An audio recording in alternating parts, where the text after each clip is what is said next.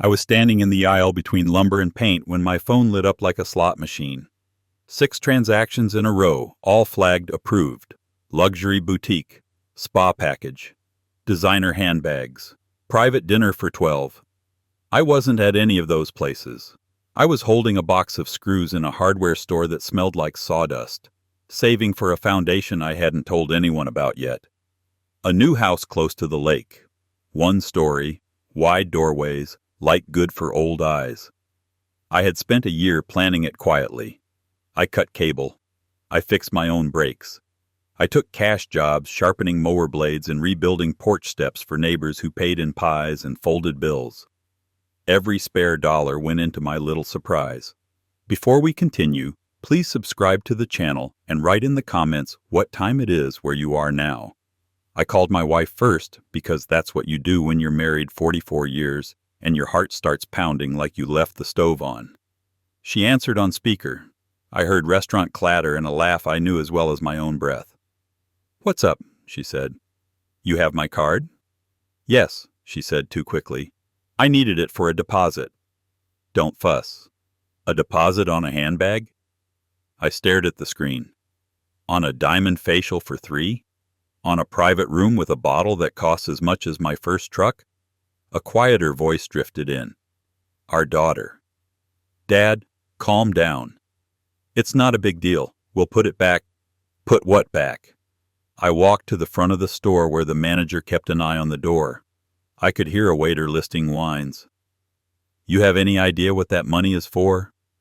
My wife sighed, the sound she uses when I won't just sign where she points.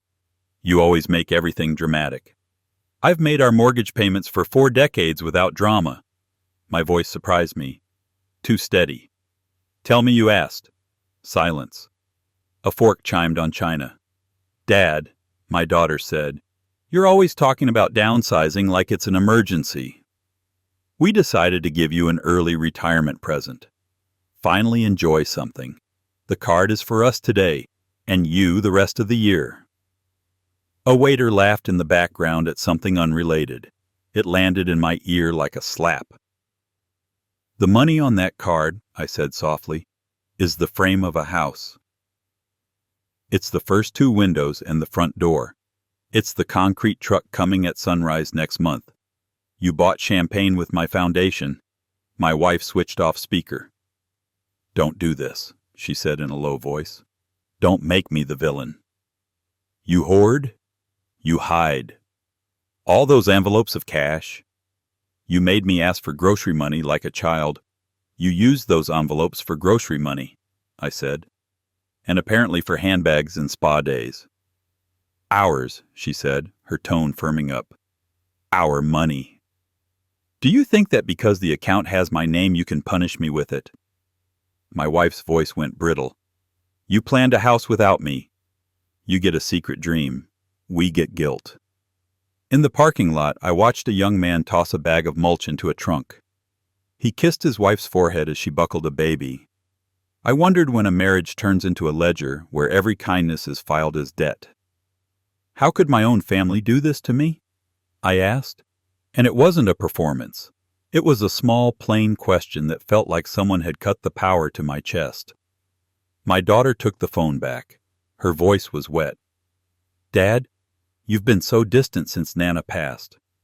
You live in your truck and your notebooks. This was a way to pull you back." Mom said, "Don't," I said. "Don't tell me what your mother said." An hour later they came home fluttering apology coupons and clinking bags, the kitchen filled with orchids and tissue paper. My wife put a hand on my arm as if everything could be broken into small talk. I slid my arm away. I didn't raise my voice. I closed the cabinet where my coffee cups live and sat at the table we bought at a yard sale when our daughter was 6. Back then she built forts under it and the dog slept on my feet. "We will fix it," my wife said. "You're making this bigger than it is." I opened the banking app. The balance spun. It didn't land. They had not taken hundreds, not even thousands. They had taken precisely what I had saved for the contractor's first draw. Every square inch of my next decade gone in a weekend. I asked one last time because a man my age learns that sometimes a fight turns into a scar you carry forever. Why didn't you ask? Didn't you?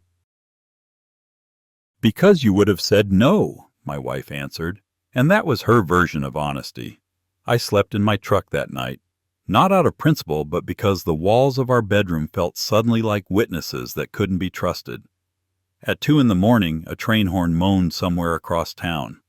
I stared at the dashboard clock and thought about my father teaching me to split kindling in even strokes. No wild swings, just a steady line of force until the wood understands you mean it. They thought I would forgive like I always did, slower to anger than a tree is to grow, generous with silence, steady as the mail.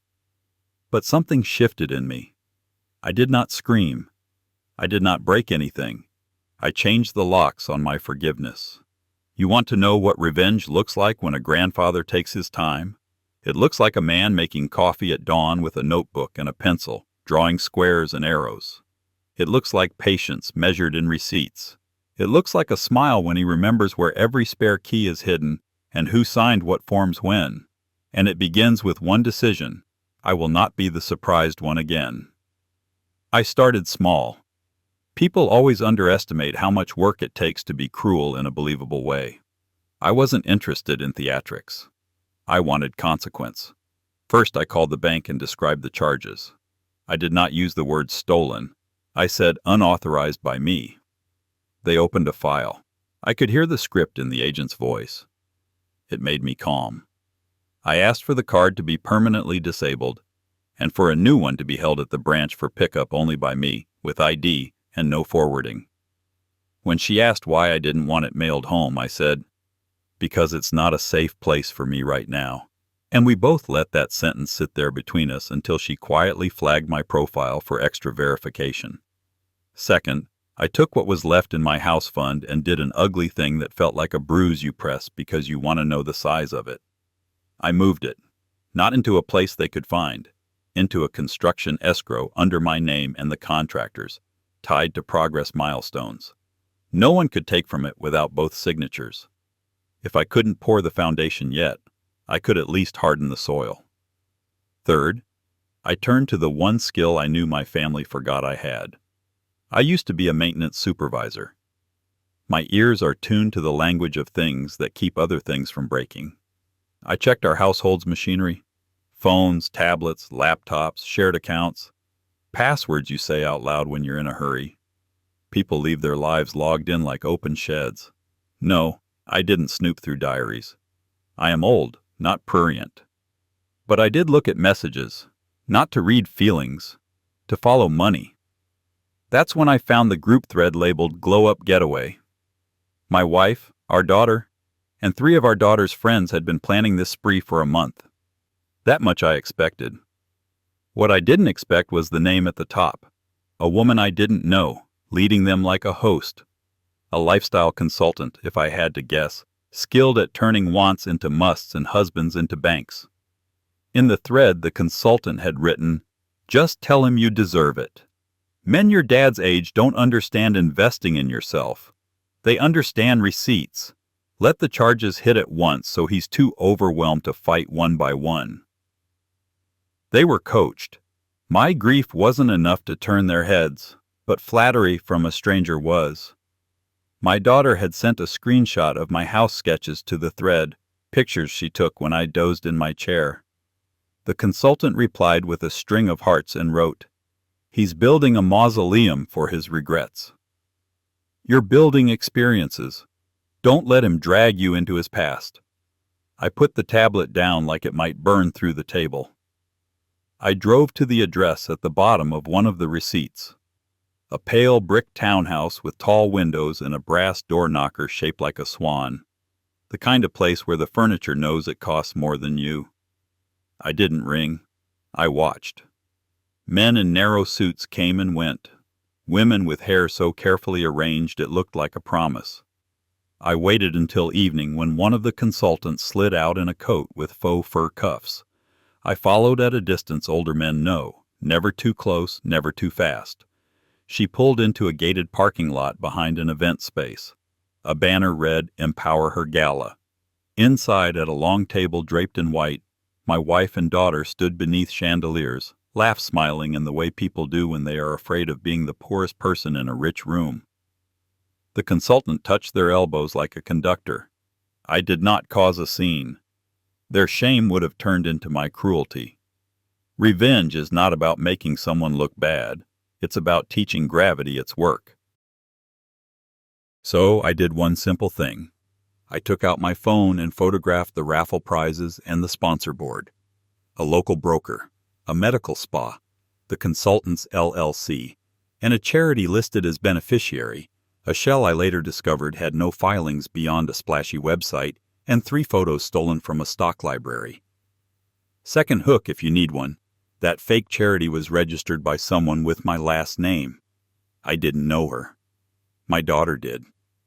Her friend Carly had used our family name to open a vanity nonprofit so that purchases could be laundered through donations. It made the charges look noble. It made me the villain for questioning generosity.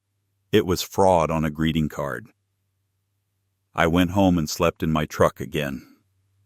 At dawn, I knocked on my neighbor's door. Mr. Alvarez has been across our street since we were both young enough to climb on roofs without thinking about our hips. He served 30 years as a city clerk before he retired. He knows where records live. "Coffee?" he asked, already reaching for the second mug. "Do you still talk to anyone at the registrar's office?" He raised an eyebrow. "Who's on your list?" "I'm not making a list," I said. "I'm drawing a map." He kept me there long enough to finish 2 mugs and a plate of toast. Then he made his calls. By lunch we knew plenty that had been hiding in daylight. The consultant's license was real but expired.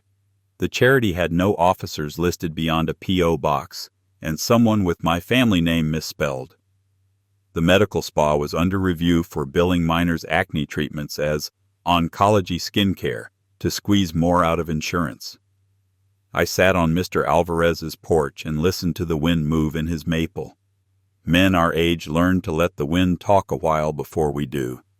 He said finally, "You want to blow them up or bring them home?" "Both," I said, and it felt truer than anything I'd said in months. He nodded like we were deciding how to lift a heavy refrigerator down narrow stairs. "Then you need weight and angle." Weight, the bank investigation I had opened quietly. The registrar's scrutiny that could be nudged with a well-timed letter. The medical board whose complaint form sat on line like an unlocked gate. Angle. The one thing my wife and daughter were scared to lose that wasn't money. Their place in the Good People Club. Their seat at that table under chandeliers. I didn't shout when my wife returned from the gala pink-cheeked and smelling like expensive soap. I asked her about the charity. She stiffened the way people do when a mask pinches their skin. "It was for women's health," she said. "Don't you dare be small about this." "Who registered it?" "My God, you can't let me have one night." "Who registered it?" I repeated softly. She turned away. Carly handled the details. "Under our family name." Silence. Then, carefully, like she was sorting glass, "Carly thought it would impress donors. We didn't think you'd mind." That was when I understood something I should have seen earlier. I hadn't been erased from their lives. I had been turned into decor, useful when it made a room look stable, invisible when it didn't. I moved out the next morning, not a dramatic suitcase scene. Just my toolbox, my clothes, my grandfather's rifle, unloaded, rusted, a piece of history more than a thing, and my father's woodworking plane. I left a note that said, "I need quiet to think," and signed my name like a man signs a contract with himself. My daughter called to cry. I listened. A parent knows that sometimes the best thing you can give your child is the pain of consequences wrapped in patience. I told her I loved her, and that love can coexist with a locked door. Then I got busy making sure the door had a deadbolt. I returned to the consultant's townhouse with a shoebox under my arm. Inside, copies of the gala sponsor board, the charity filings, screen captures of the group thread, and 2 letters, one to the registrar, one to the bank's fraud unit, both clear and simple and stubborn as a fence post. I dropped the shoebox through the mail slot with a note on top. You have used my name. You have used my money. You have 1 week to send written confirmation of full restitution to the following accounts, certified and notarized. In absence of this, the enclosed letters will be mailed and copies will be shared with sponsors and the board of the medical spa. No threats, no screaming, just the soft weight of a consequence that had already begun falling. The week passed. The consultant did not respond. The gala's website added new photos. My wife's smile was there, tentative, my daughter's arm looped through hers. I stared at it longer than I should have. I remembered how my wife once ironed my shirt at midnight because I had a job interview at dawn, and how my daughter fell asleep on my chest the night we brought her home. Memory is not a defense, it is a mirror. I forced myself to look. On the 8th day, I mailed the letters. The registrar's office moved first. The charity's listing blinked offline. Then the bank called. The investigator's tone had changed from script to interest. We see a pattern that suggests organized misuse of funds, she said. We've opened a broader case. A week later, the medical board sent a polite email while they were still being careful with their words. We appreciate your concern. I didn't celebrate. I hammered together a small set of shelves in the garage I was renting. It kept my hands busy and my temper quiet. My wife texted, "Can we talk?" I didn't ignore her. I invited her to the diner on the edge of town where the coffee is burnt and the booths are clean. She sat across from me like someone who has forgotten how close we once sat on everything. She said, "You're destroying us."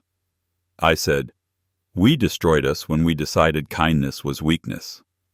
She sniffed. "We?" Nice of you to join me in the sentence. I put a folder on the table. Inside, a simple plan. Not a trap. A path. I would withdraw the letters if the gala consultant repaid the charges, the charity dissolved formally, and my wife and daughter signed statements confirming they used my card without authorization and that I was unaware of the gala's financial arrangements. Not criminal confessions, not courtroom speeches. Just plain facts to close the loop at the bank so I could recover what was mine. In exchange, I would agree not to pursue further complaints or public notifications to sponsors. My wife looked at the papers as if they might bite her. I will not sign something that makes me look like a thief. Then you should not have stolen, I said gently. You can call it sharing. You can call it a gift you gave yourself. I call it taking what was not given. She stood so quickly, the sugar packets rattled. She left without touching her coffee. That afternoon, my daughter rang my garage bell. She looked young and very small and older than me all at once. She said, "I didn't think it would land like this." "Things always land," I said. "That's gravity." She cried. I stood there like an old tree in a hard wind. When she stopped, I handed her the same folder. "I am not trying to ruin your life," I said. "I am trying to put my hands back on the steering wheel of mine." She read. She nodded. "I'll sign," she said. "I'm calling Carly now."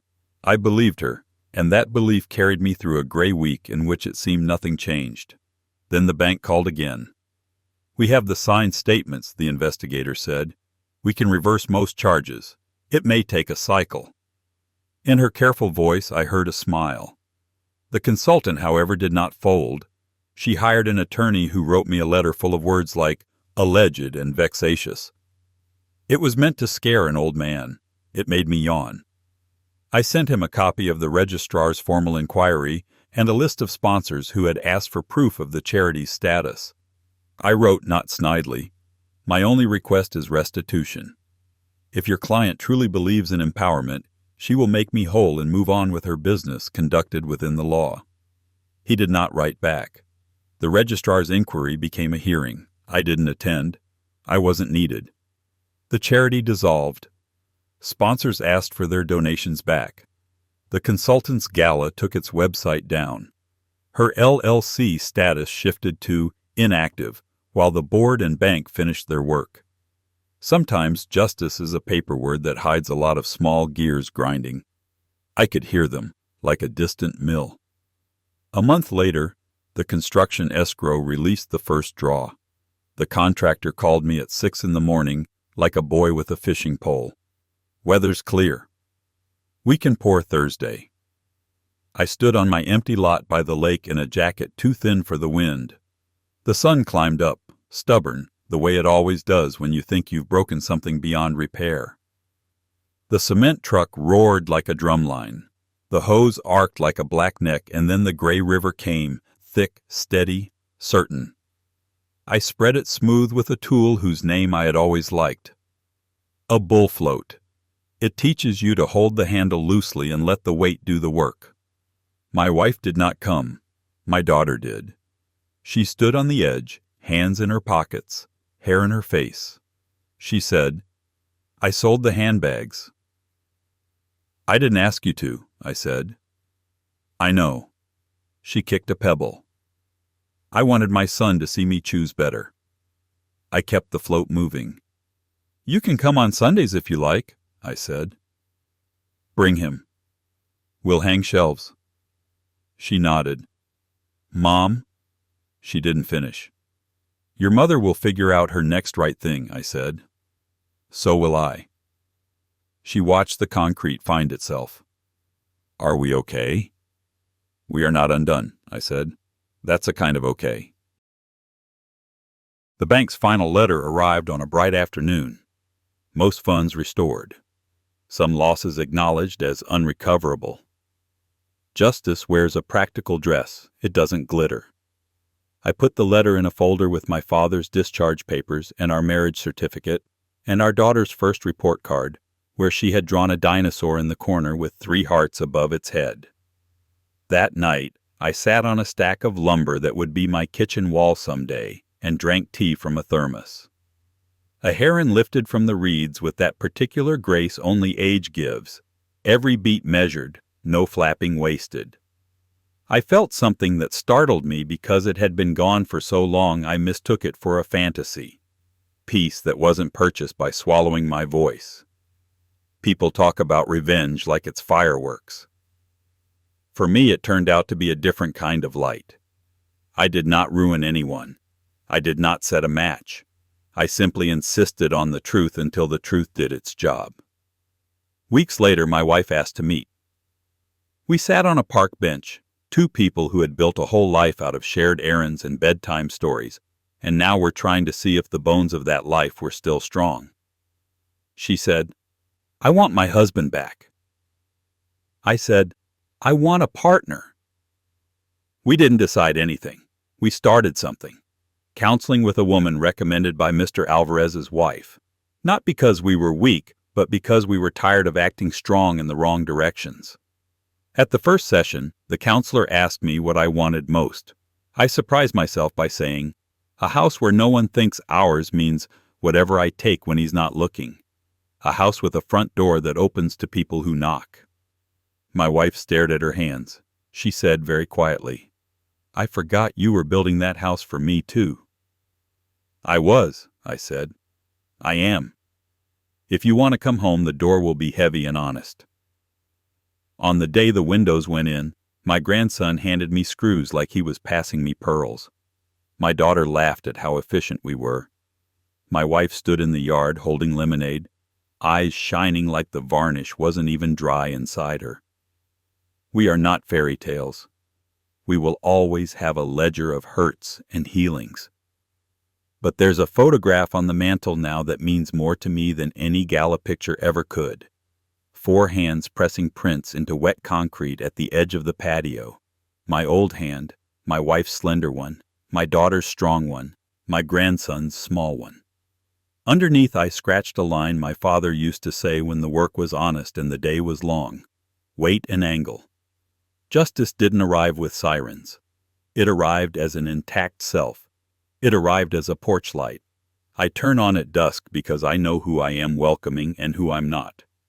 It arrived as a key on a ring, heavy and simple, that opens only the doors I choose. I will never forgive the moment they took what I was saving for, because forgiveness isn't a light switch. But I have forgiven the people enough to stand near them while we pour something stronger than concrete. They learned the difference between our and mine. I learned the difference between keeping peace and making it. And in that difference, an older man built a new house and a new kind of home, where surprise means a window catching morning light instead of a phone lighting up with strangers' names. Where money is not love's measuring stick. Where my last years won't be a mausoleum for regrets, as that consultant mocked, but a workshop for courage. Where every nail we drive sounds like mercy with a spine.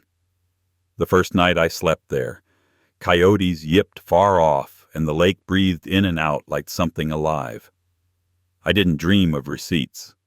I dreamed of my father's hands calling a plank true, and of my grandson's laugh traveling down a hallway we hadn't had last year. When I woke, the house was quiet in the way a good partner is quiet, solid, present, holding its shape because we had learned at last that nothing stable is built on a secret. My grandpa's words really happened. I believe him. If you want more true tales stories like this, hit subscribe.